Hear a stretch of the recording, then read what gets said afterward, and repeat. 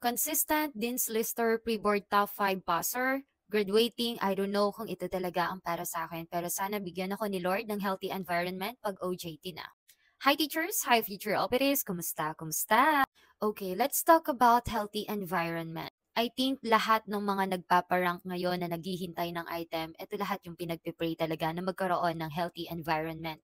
At kahit sinong teacher gusto nila ng healthy environment. Tulad nyo na magkakaroon ng OJT or practice teaching. Ayan, lalabas na kayo, pupunta na kayo sa mga iba't ibang school at doon na kayo magpa-practice teaching.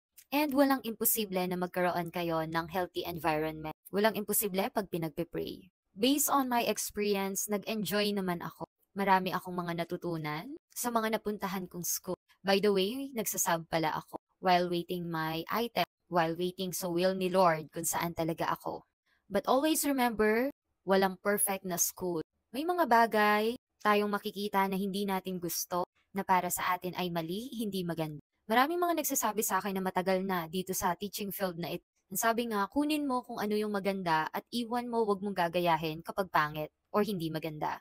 Dahil iba-iba nga yung pagkatao natin, of course, iba-iba yung beliefs natin, perception, because of our experiences. And of course, sa age na rin. Kasi 'di ba kung sino yung matatagal na, ganyan. At bilang baguhan, never niyong questionin yung mga matatagal na, bakit ganun siya? Bakit ganun? Mag-observe ka. Kung ano ang tama, gayahin mo. Kung alam mong mali, huwag mong gagayahin. Dahil tayo rin, hindi rin tayo perfecto. May matututunan at matututunan tayo sa bawat isa.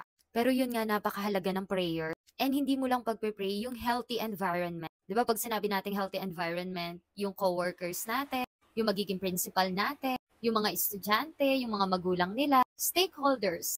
Pero dapat sinasama din natin sa prayer natin yung sarili natin. Paano tayo magre-react sa mga makikita natin?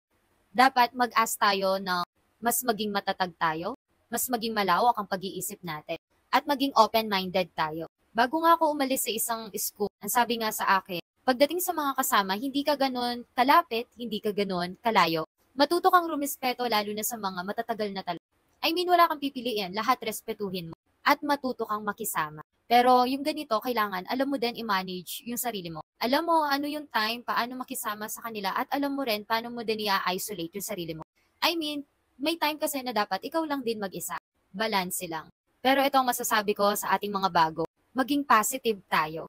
Malay natin sa atin magumpisa ang pagbabago.